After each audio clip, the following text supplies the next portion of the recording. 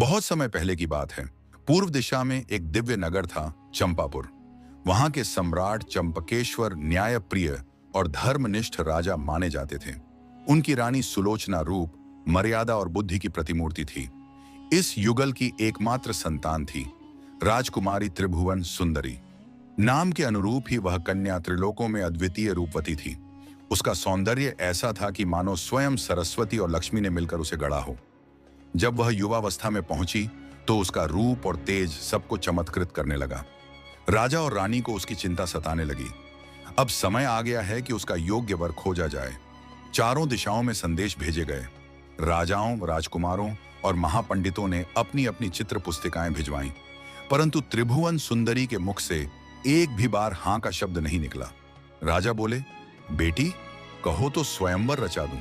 पर राजकुमारी चुप रही। उसकी नजर में केवल बाहरी सौंदर्य या नाम की महिमा काफी नहीं थी।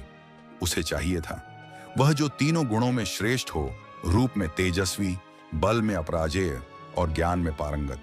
अंततः राजा ने घोषणा कर दी, त्रिभुवन सुंदरी उसी से विवाह करेगी जो रूप, बल और ज्ञान इन तीनों में सबसे उत्कृष्ट हो। कुछ समय बाद चार दिशाओं से चार अद्भुत पुरुष दरबार में आए। प्रथम वर ने कहा, मैं ऐसे दिव्य वस्त्र बनाता हूं जो स्वर्ग लोक के भी देवताओं को भाते हैं। एक वस्त्र की कीमत 5 लाख स्वर्ण मुद्राएं हैं। 1 लाख मैं देवताओं को अर्पित करता हूं, 1 लाख स्वयं पहनता हूं, 1 अपनी भावी पत्नी के लिए रखता हूं और शेष से अपना जीवन यापन करता हूं। यह विद्या मुझसे बेहतर कोई नहीं जानता। द्वितीय वर बोला, मैं जल, थल और आकाश के समस्त जीवों की भाषा जानता हूं। पशु, पक्षी, कीट, पतंग सबकी वाणी मेरे लिए स्पष्ट है। तृतीय वर ने कहा, मैंने वेद, पुराण, नीति, तंत्र, मंत्र, ज्योतिष समस्त शास्त्रों का गहन अध्ययन किया है। मेरे समान ज्ञानी कोई नहीं। चतुर्थ वर मुस्कुराया और बोला, मैं शब्द वेदी बाण चलाना जानता हूं। केवल ध्वनि सुनकर लक्ष्य भेद सकता हूं, चाहे वह अदृश्य ही क्यों ना हो।